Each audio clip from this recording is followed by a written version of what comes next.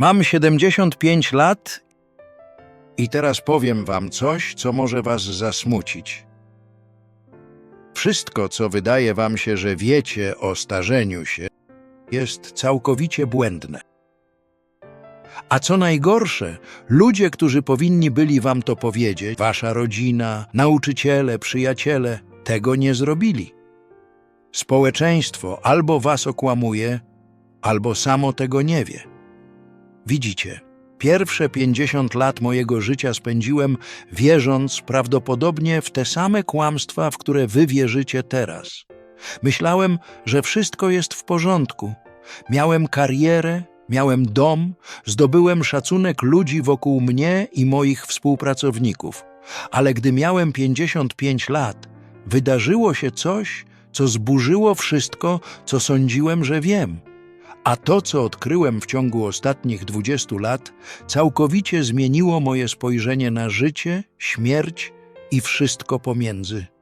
Zanim jednak opowiem wam, co się stało, chcę, żebyście jedną rzecz zrozumieli. Nie robię tego, żeby was zaimponować, ani żeby poczuć się mądrym. Robię to, ponieważ kończy mi się czas i są rzeczy, które musicie usłyszeć, zanim będzie za późno.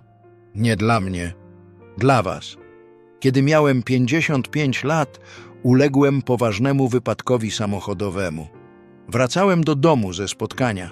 Ostatnią rzeczą, jaką pamiętam, była ciężarówka pędząca na mnie z ogromną prędkością z przeciwnego pasa. Później nic nie pamiętam wyraźnie. Kiedy otworzyłem oczy, leżałem na szpitalnym łóżku, pośród dźwięków monitorów, z kroplówkami w ramionach, a moja żona płakała w kącie. Pielęgniarki powiedziały mi, że w wyniku wypadku doszło do poważnych uszkodzeń tkanek, naczyń i nerwów w prawej kończynie dolnej. Krążenia nie udało się przywrócić. Lekarz wszedł do sali i powiedział mi, z powodu nieodwracalnego niedokrwienia i wieloogniskowej martwicy tkanek, mówiąc medycznie, amputacja prawej nogi była nieunikniona i wkrótce zostanę zabrany na operację. Potem powiedział, ma pan szczęście i wyszedł z pokoju. Udało mi się przeżyć. Leżąc na tym szpitalnym łóżku nieruchomo, wpatrując się w sufit, zdałem sobie z czegoś sprawę. Żyłem na autopilocie. Tak naprawdę nie żyłem. Realizowałem rutyny, spełniałem oczekiwania, zużywałem dni. A myśl, która najbardziej mną wstrząsnęła, była taka. Gdybym zginął w tym wypadku, co by po mnie zostało? Ładny dom, konto emerytalne i kilka osiągnięć, o których za parę lat nikt by nie pamiętał. Powiem wam teraz największe kłamstwo, jakie sami sobie wmawiacie. Mam czas. Zrobię to później. Gdy się zestarzeję, w końcu będę żył życiem, jakiego chcę. Widzę ludzi po 20, po 30, a nawet po 40. I wszyscy mówią to samo. Będę szczęśliwy, gdy zacznę więcej zarabiać. Uspokoję się, gdy dostanę ten awans. Będę podróżować, gdy dzieci dorosną. Na emeryturze wreszcie zajmę się tym, co kocham. Pozwólcie, że podsumuję 50 lat żalu jedną prostą prawdą. Ten dzień nigdy nie nadejdzie. Wiecie dlaczego? Bo cele ciągle się przesuwają. Dostajecie awans i nagle potrzebujecie kolejnego. Zarabiacie więcej pieniędzy i nagle potrzebujecie jeszcze więcej. Zawsze gonicie za czymś nieosiągalnym i nagle macie 75 lat i zastanawiacie się, dokąd zmierzało wasze życie. Ja zrobiłem dokładnie to samo.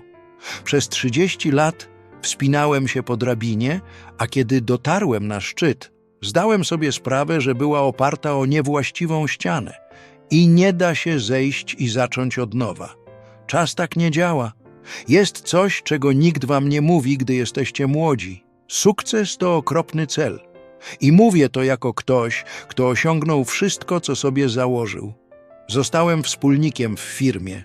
Kupiłem dom. Zdobyłem szacunek ludzi wokół mnie i wiecie co? Nic z tego nie miało znaczenia. Osiągacie cel i przez jakieś 72 godziny czujecie się wspaniale. Potem to uczucie znika. Wracacie do punktu wyjścia. Teraz potrzebujecie nowego celu, większego sukcesu, większego uznania. To jest kołowrotek chomika. 2 lata temu miałem przyjaciela, który zmarł w wieku 69 lat. Przez całe życie pracował po 70 godzin tygodniowo. Zbudował firmę wartą miliony. Nigdy tak naprawdę nie był na urlopie. Zawsze powtarzał mi, że w przyszłym roku zwolni tempo. Przyszły rok nadszedł i dostał udaru. Na jego pogrzebie syn powiedział: mój ojciec był człowiekiem sukcesu, ale prawie go nie znałem. Czy takie dziedzictwo chcecie zostawić? Wasze żale nie będą dotyczyć rzeczy, które zrobiliście źle, będą dotyczyć rzeczy, których nigdy nie zrobiliście. Nie kładę się spać, myśląc o nieudanych umowach biznesowych. One nie mają znaczenia. Wiecie, co nie daje mi spać?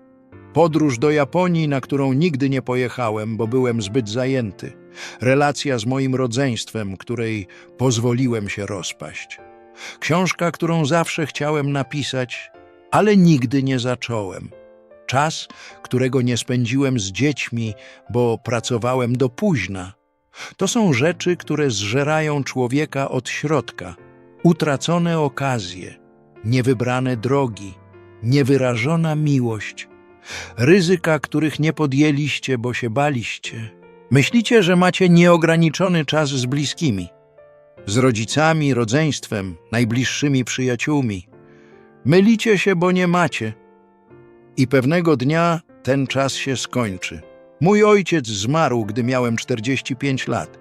Mieliśmy skomplikowaną relację i zawsze byłem zbyt zajęty, by naprawdę nad nią popracować. Myślałem, że porozmawiamy, gdy będę miał mniej na głowie. Nigdy nie dostaliśmy tej szansy. Dostał zawału i w ciągu kilku godzin odszedł. I wiecie, jaka jest moja największa żałoba? Wszystkie niedziele, kiedy do niego nie zadzwoniłem. Wszystkie chwile, kiedy byłem zbyt zmęczony, by wsiąść do samochodu i pojechać na kolację. Wszystkie małe momenty, które pozwoliłem, by przepadły. Zawsze nie będzie więcej. Po wypadku samochodowym dokonałem wielkich zmian. Wycofałem się z pracy. Zacząłem mówić nie rzeczom nieistotnym. Zacząłem mówić tak rzeczom, które odkładałem przez dziesięciolecia. W ciągu ostatnich 20 lat nauczyłem się więcej niż przez pierwsze 55. To, co naprawdę ważne, jest zawstydzająco proste. Czas spędzony z ludźmi, których kochacie. Zajęcia, które mają dla was znaczenie. Nie posiadanie, lecz doświadczanie, zbieranie wspomnień, bycie tu i teraz. Wiem, że to brzmi jak banał. W waszym wieku przewracałem oczami. Tak, ale mam rachunki. Tak, macie. Nie mówię rzućcie pracę. Mówię nie poświęcajcie tego, co ważne, dla tego, co nieistotne. Chcę, żebyście zadali sobie jedno pytanie i odpowiedzieli na nie szczerze. Gdybyście jutro umarli, czy bylibyście zadowoleni z życia, jakie do tej pory przeżyliście? Nie chodzi o to, czy ludzie byliby poruszeni na waszym pogrzebie, ani czy osiągnęliście wystarczająco dużo, tylko o to, czy bylibyście zadowoleni. Jeśli odpowiedź brzmi nie, to na co czekacie? Co robicie ze swoim czasem, że jesteście gotowi zaryzykować to jedyne cenne życie? Mam 75 lat. Miałem szczęście przeżyć ten wypadek samochodowy, ale każdego ranka, gdy się budzę, wiem, że żyję na pożyczonym czasie. Właściwie wszyscy tak żyjemy. Ale większość młodych ludzi nie zdaje sobie z tego sprawy. Myślą, że są niezniszczalni. Myślą, że mają nieskończenie dużo czasu, ale tak nie jest. Mam 3 wnucząt i gdy na nie patrzę, widzę te same schematy, które dziś widzę u większości młodych ludzi. Są zestresowani, pełni lęku, gonią za rzeczami, które nie uczynią ich szczęśliwymi. Popełniają te same błędy, które ja popełniłem. Próbuję im to tłumaczyć, próbuję dzielić się tym, czego się nauczyłem, ale wiecie co?